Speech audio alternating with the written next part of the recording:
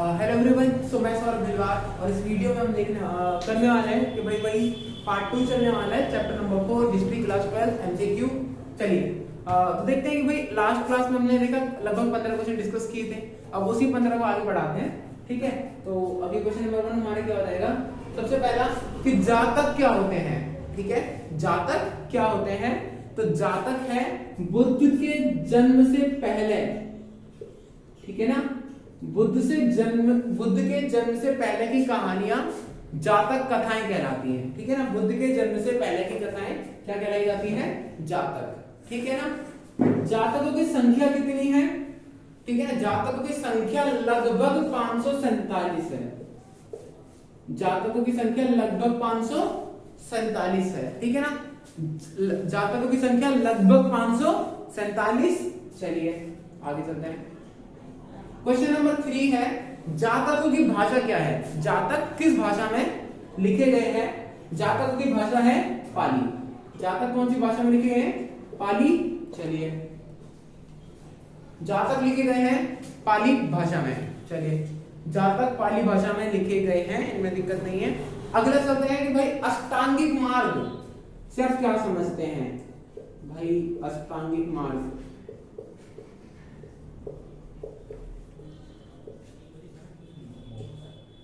अष्टांगिक मार्ग, अष्टांगिक का मतलब नंबर तो समझ में आएगा। अष्ट मतलब 8 नियम बता रहा है कि भाई देखो सिंपल सी बात ये है कि अष्टांगिक मार्ग को अपनाकर आप निर्वाण की प्राप्ति कर सकते हैं, ठीक है ना। अष्टांगिक मार्ग को अपनाकर आप निर्वाण की प्राप्ति कर सकते हैं। अष्टांगिक मार्ग को अपनाकर आप निर्वाण की प्राप्ति कर सकते हैं। तो मतलब कहना क्या चाहता है कि देखो यार, अष्टांगिक मार्ग को अपनाकर आप क्या कर सकते हैं, निर्वाण की प्राप्ति कर सकते हैं। तो अष्टांगिक मार्ग को अपनाकर निर्वाण की प्राप्ति कौन से धर्म में की जाती है, ठीक है ना। अष्टांगिक मार्ग का संबंध कौन से धर्म से है, बुद्ध धर्म से है। चलिए क्वेश्चन नंबर 6। क्वेश्चन नंबर 6 है हमारा कि भाई ऐसे ही बुद्ध हो गया, बुद्ध धर्म से है अष्टांगिक मार्ग का संबंध। चलिए अब 5 व्रत किस में होते थे, जैन धर्म में होते थे। ध्यान रखिएगा बिल्कुल, ठीक है, कंफ्यूज होना नहीं है। जैन धर्म पहले आया था और 5 पहले आता है, 8 और ये बुद्ध धर्म बाद में आया, तो इसमें 8 और 8 बाद में आता है, ठीक है। तो याद कर लीजिएगा, अपनी अपनी ट्रिक्स होती है, आप किस तरीके से याद करते हैं। बाकी ट्रिक्स पर भरोसा मत कीजिए, है ना। मेहनत पर थोड़ा सा भरोसा रखिएगा, बाकी सब हो ही जाएगा। चलिए बुद्ध धर्म हो गया। अब कहना क्या चाहते हैं कि ये बताइए सांची का स्तूप कहाँ स्थित है, ठीक है ना। सांची का स्तूप कहाँ स्थित है, सांची का स्तूप स्थित है मध्य प्रदेश में। कहां पर, मध्य प्रदेश में स्थित है सांची का स्तूप। चलिए इसमें कोई दिक्कत नहीं है। सांची का स्तूप कहाँ स्थित है, मध्य प्रदेश में स्थित है। अच्छा यहाँ पर एक मैंने बीच में शब्द बोला था अष्टांगिक मार्ग वाले में, निर्वाण। तो इस निर्वाण का मतलब क्या होता है पता है आपको। निर्वाण का मतलब होता है जन्म और मृत्यु के चक्र से मुक्ति। जन्म और मृत्यु के चक्र से मुक्ति। और जन्म और मृत्यु के चक्र से मुक्ति कहने का मतलब ये है कि भाई जन्म और मृत्यु के चक्र से मुक्ति इक्वल टू मोक्ष, ठीक है ना। सभी पागल है मोक्ष के लिए, मोक्ष चाहिए, है ना। सभी धर्म रास्ता बताते हैं मोक्ष का, यहाँ पे हमें मोक्ष चाहिए। मोक्ष का मतलब क्या, निर्वाण प्राप्त हो जाए ना।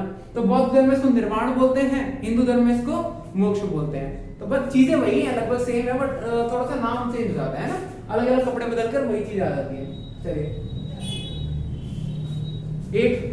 क्वेश्चन नंबर 8 क्या है। क्वेश्चन नंबर 8 ये है महायान का उदय कब हुआ था, ठीक है ना।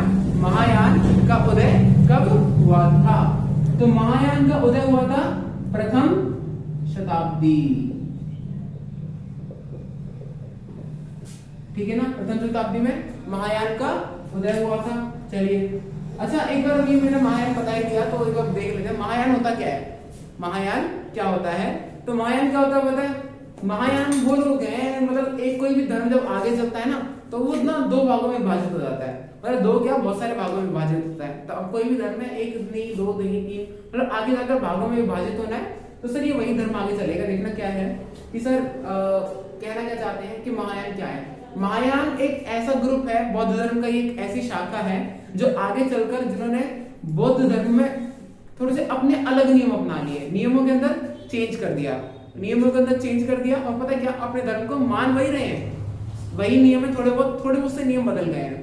ठीक है, लाइक ये पहले बौद्ध मूर्ति पूजा नहीं करता था, इन लोगों ने क्या किया, इन लोगों ने मूर्ति पूजा के ऊपर जोर देना स्टार्ट कर दिया। चलिए भाई मूर्ति पूजा स्टार्ट हो गई है, बुद्ध को महान माना, उन्होंने कहा हाँ चलो भाई बुद्ध को महान मान लिया गया, बुद्ध बहुत बड़े व्यक्ति हैं, भगवान है, ये भगवान मान रहे हैं बुद्ध को।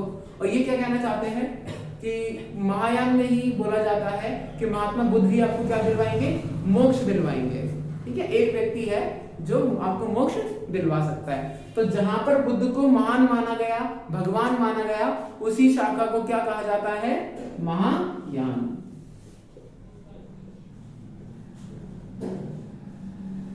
होपफुली महायान में कोई दिक्कत होगी नहीं, चलिए, है ना।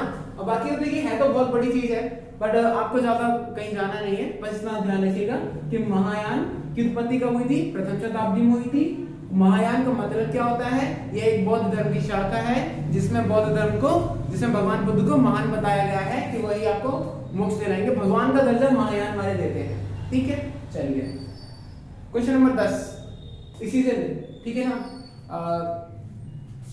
महायान से ले लेते हैं।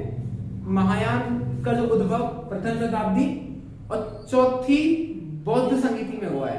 ठीक है ना, कौन सी, चौथी बौद्ध संगीति। और चौथी बौद्ध संगीति किस राजा के काल में हुई थी, तो किस राजा के शासन काल में हुई थी, तो राजा का नाम क्या है, कनिष्क। कनिष्क के काल में हुई थी। ठीक है ना, तो कनिष्क के नेतृत्व में ही महायान का उदय हुआ था, ध्यान रखिएगा। ठीक है, वैसे कोई ज्यादा बड़ी बात है नहीं है, आसानी है। चलिए, तो कनिष्क के काल में क्या हुआ था, महात्मा बुद्ध का जो धर्म है, बौद्ध धर्म, इसी को दो भागों में विभाजित कर दिया गया था, महायान और हीनयान। ठीक है, हीनयान पुराने वाले और महायान नए वाले। ठीक है ना, अब एक बार हीनयान को थेरवाद भी कहा जाता है। ठीक है ना, पुरानी शाखा जो ओल्ड ब्रांच है बौद्ध धर्म की, उसको हीनयान कहा जाता है और थेरवाद भी कहा जाता है। ठीक है, तो इसमें कंफ्यूज नहीं होना बिल्कुल भी। तो नई वाली शाखा महायान कहलाई, पुरानी वाली शाखा हीनयान कहलाई। Question number 12। ठीक है, निर्वाण का मतलब मैंने आपको बता दिया था। निर्वाण का मतलब क्या होता है, निर्वाण का मतलब होता है जन्म और मृत्यु के चक्र से मुक्ति मिल जाना। बट अब एक शब्द है महापरिनिर्वाण।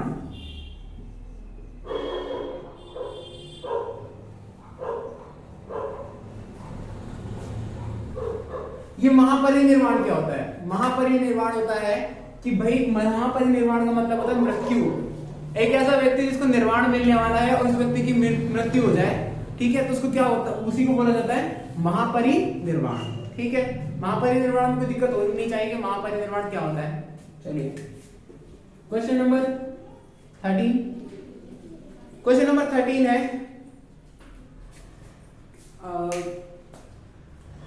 बौद्ध धर्म का संविधान किस पिटक को बोलते हैं। बौद्ध धर्म का संविधान किस धर्म को बोलते हैं, पक्का। चलिए इस क्वेश्चन को छोड़ते हैं। ठीक है, क्वेश्चन दूसरा बनाते हैं, इसको एक बार पढ़ लेना। हाँ, तो क्या होता है देखना, अब जो सवाल में है पिटक का मतलब क्या होता है। पिटक का मतलब क्या होता है, पिटक का मतलब होता है टोकरी। पिटक का मतलब होता है टोकरी। पिटक का मतलब होता है टोकरी। ठीक है ना, चलिए। और अगर हम बात करें त्रिपिटक का मतलब क्या होता है, त्रिपिटक का मतलब हो जाएगा तीन टोकरी। कौन से तीन त्रिपिटक है ये पता है, अभी देखो वो दे दे रहे यहाँ पर आपको, है ना, मतलब थोड़ा सा मतलब लाइक बता दे रहे कि बौद्ध धर्म का संविधान कौन सा होता है। तो देखना अब यहाँ पे पता लगा लीजिएगा यहाँ पर। तो पहला जो संविधान नहीं है, ठीक है, मतलब क्या है कि जो तीन पिटक है, अब कौन सा होगा अपने आप अंदाजा लगाइएगा। पहला है विनय पिटक, दूसरा है सूत्र पिटक, और तीसरा है अभिधम्म पिटक। अभिधम्म बेटा। तो अभी एक ध्यान रखिएगा। अच्छा ये बताइए, आखिरी वाला संविधान हो सकता है? आखिरी वाला होगा नहीं। पहला वाला हो सकता है, पहला वाला हो सकता है या फिर दूसरा वाला हो सकता है। इन दोनों में से है ना। आंसर कमेंट सेक्शन में बता दीजिएगा अगर पता होगा तो, ठीक है। देखिए होपफुली यहाँ तो नहीं बता पा रहे हो तो वहीं बता दीजिएगा, ठीक है। चलिए, तो यहाँ इतने क्वेश्चन काफी है। अच्छा एक क्वेश्चन और कर लेते हैं, 15 कर देते हैं। 15 इसमें आ जाता है, पता है क्या, कि कहना चाहते हैं एक विद्वान का नाम है खुंगत्सी, ठीक है। विद्वान का नाम है खुंगत्सी, नाम अजीब है ना। तो इसकी कंट्री का नाम बताना है आपको, कौन सी कंट्री से है खुंगत्सी, कौन सी कंट्री से है। नाम बड़ा अजीब है, कंट्री भी बड़ा अजीब है, चीन, ठीक है ना, हमारा पड़ोसी कंट्री है। खुंगत्सी खुंगत्सी पड़ोसी कंट्री नहीं है। खुंगत्सी एक विद्वान है, ठीक है, और वो भारत में आया था, बौद्ध धर्म के समय आया था, ठीक है। इस पर रिसर्च करी है, विदेशी यात्री है। तो भैया ठीक है ना, इतना काफी है। तो ठीक है, कर